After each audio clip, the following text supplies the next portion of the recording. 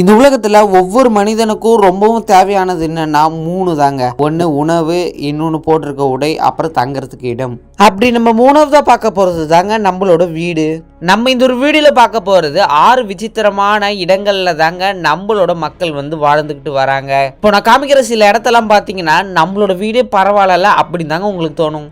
Video நம்ம முதல்ல பார்க்க போகிறது பிரேசிலியன் ஃபேவல். பிரேசிலில் உள்ள ரொம்பவும் ஏழைப்பட்ட ஜனங்களை ஒதுக்கிய ஒரு இடம் தாங்க இந்த ஒரு பிரேசிலியன் ஃபேவல்ஸ். இதே பொருள் கிட்டத்தட்ட ஒரு கிராமம், ஒரு டவுன் மாதிரி மாறிடுச்சு. இது ஒரு டெவலப்பிங் கண்ட்ரின்னு இப்போ சொல்லிட்டு வராங்க. இது கிட்டத்தட்ட 1000 பேர் மக்கள் வாழக்கூடிய ஒரு சின்ன ஒரு இடம் தாங்க இது. பிரேசிலில் நீங்கள் போய் பார்த்தீங்கன்னா ஒரு ஸ்லம் ஏரியா அப்படின்னு சொல்கிற மாதிரி தான் இந்த ஒரு இடத்த பார்ப்பாங்களா. கிட்டத்தட்ட 19th செஞ்சுரியில் கட்டின ஒரு இடம். இங்கே நிறைய ஆர்டிஸ்ட் இருக்காங்களாம். பிரேசிலில் தங்கக்கூடாது அப்படின்னு சொல்லி சில மக்கள் ஒதுக்கப்பட்டவங்க இங்கே வந்து தான் தங்குறாங்களாம். பார்த்தீங்களாங்க, எக்கச்சக்கமான வீடுகள் இங்கே இருக்குது. அதனாலே பார்த்தீங்கன்னா இங்கே இருக்கிற சில ஜனங்க திருடுவாங்க, கொலை செய்வாங்கன்னு சொல்லி அவங்க மேலே ஒரு வீண் பழி சுமத்தப்பட்டுக்கிட்டு இருக்கு. ஆனால் அப்படியும் சில மக்கள் இங்கே இருக்காங்க. இந்த ஊருக்கு டூரிசத்துக்காக வெளிநாட்டிலேருந்து நிறைய மக்கள் வந்து பார்ப்பாங்களாம். ஆனால் இந்த இடத்துல சில கைடுன்னு இருப்பாங்க. நீங்கள் அவங்கள தாங்க பிடிக்கணும். நீங்கள் நார்மலாக சுற்றி பார்க்கணும்னு நினச்சிங்கன்னா உங்களுக்கு ஆபத்து பின்னாடியே தொடர்ந்து வருமா. பிரேசிலில் இருக்கிற இந்த ஒரு பிரேசிலியன் ஃபேவல்ஸ் அப்படின்ற இந்த ஒரு இடம் ரொம்பவும் ஃபேமஸாங்க. இங்கே கிட்டத்தட்ட குட்டி குட்டியான நிறைய ஆர்டிஸ்ட்டும் அவங்களுக்கு ஏற்ற மாதிரி நிறைய ஸ்ட்ரீட் ஆர்டிஸ்ட்டும் இருக்காங்க. அது மட்டும் இல்லாமல் இங்கே 1000கணக்கான குட்டி குட்டி வீடுகள் இருக்குது. ஒரு வீடியோ நம்பர் 2வதா பார்க்க போகிறது ஃப்ளோட்டிங் வில்லேஜஸ் இன் கம்போடியா. கம்போடியா நாட்டின் மிதக்கும் நகரம். இந்த ஊருக்கு நீங்கள் வந்துட்டா நிறையா படகு இருக்கும். அதெல்லாம் பார்த்துட்டு நீங்கள் என்னடா மீன் நிறைய பிடிப்பாங்களான்னு பார்த்தீங்கன்னா அதெல்லாம் கிடையாதுங்க. இதெல்லாமே அவங்க வீட்டுக்கு போகிறதுக்கான ஒரு சின்ன ஒரு போட். இந்த ஒரு போட்டு மூலமாக தான் அவங்களோட வீட்டுக்கு போக முடியும். அதாவது கம்போடியா நாட்டிலையும் சில ஏழை ஜனங்களுக்காக கட்டப்பட்ட ஒரு இடம் தான் எந்த ஒரு ஃப்ளோட்டிங் வில்லேஜஸ் இன் கம்போடியா.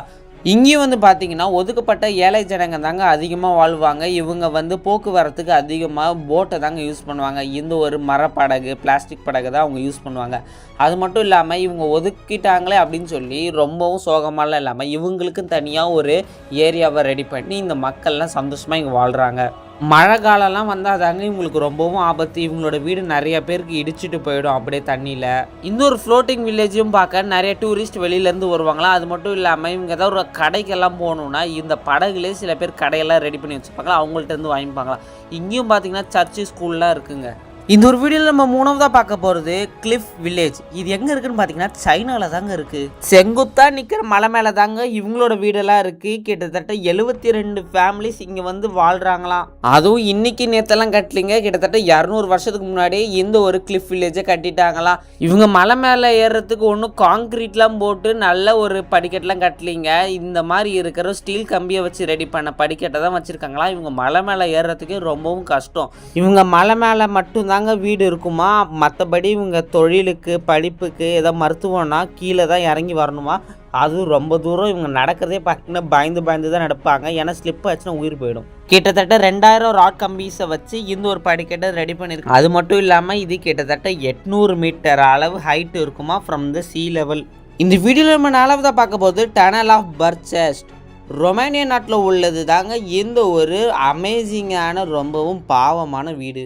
என்னடா இது பார்க்கவே ஏதோ சாக்கடை மாதிரி இருக்கிற ஒரு ஓட்டையாக இருக்குது, இதுக்குள்ளே இருந்து மக்கள் வந்துக்கிட்டே இருக்காங்களான்னு பார்த்தீங்கன்னா இதுதான் இவங்க தங்குற ஒரு வீடாகவே இருக்குது. தங்கறதுக்கு காசு இல்லாத மக்கள் நிறைய பேர் இங்கே தான் வந்து வாழ்ந்துக்கிட்டு இருக்காங்க. நைட் நேரத்தில் மட்டும் தூங்க வருவாங்க. காலையில் நேரம் எல்லாரும் வேலைக்கு ஓடிடுவாங்களாம். ரொமேனியான்ற நாட்டில் இதை டனல் ஹவுஸ்ன்னு கூப்பிடுவாங்களாம். ரொம்பவும் ஏழை மக்கள் தான் இங்கே வாழ்வாங்களாம். அது மட்டும் இல்லாமல் மழைலாம் பெஞ்சதுன்னா ரொம்பவும் கஷ்டம் இந்த ஒரு இடத்துல. அது மட்டும் இல்லாமல் இங்கே அதிகமாக வேர்க்குமா. இப்படி இருந்தாலும் கூட 1-2 இல்லைங்க, கிட்டத்தட்ட 20-30 பேர் இங்கே ஒரு இடத்துல வந்து நைட்டு தங்குறாங்க.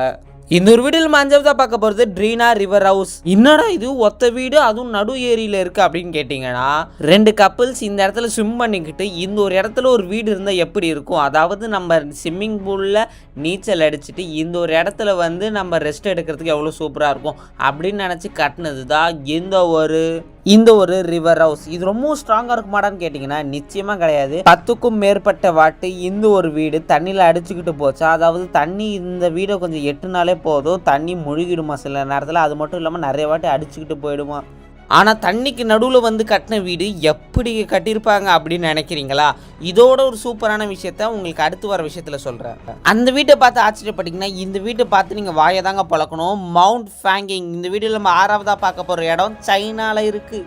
அந்த வீட்டுக்காச்சும் பக்கத்திலே வந்து அந்த ஏரிக்கரை இருக்குது, டக்கு டக்குன்னு ஏதாவது எடுத்துகிட்டு வந்து வீடை கட்டலாம். இந்த ஒரு வீடை கட்டணுன்னா நீங்கள் கிட்டத்தட்ட 100 மீட்டர்ஸ் மலையிலேருந்து ஏறி இன்னொரு மலைக்கு வந்தால் தான் இப்படி ஒரு வீடியோ நீங்கள் கட்ட முடியும். அது மட்டும் இல்லாமல் ஒரு ஆளால் கட்டிடவே முடியாது. அது மட்டும் இல்லாமல் இந்த ஒரு வீட்டுக்கு நீங்கள் ஏறி போகிறதுக்கு உங்களுக்கு மனத்தெம்பும் மனதைரியமும் இருக்கணும். ஏன்னா இது ரொம்பவும் ஹைட்டாக.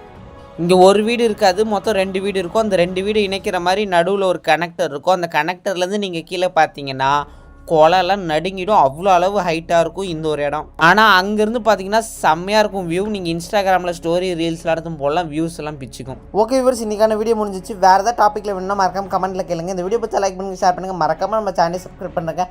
நாங்கள் போடுற வீடியோ அடுத்தடுத்து வந்துகிட்டே இருக்கும். இன்னொரு சூப்பரான வீடியோவில் பார்க்கலாம். Tata bye bye, see you.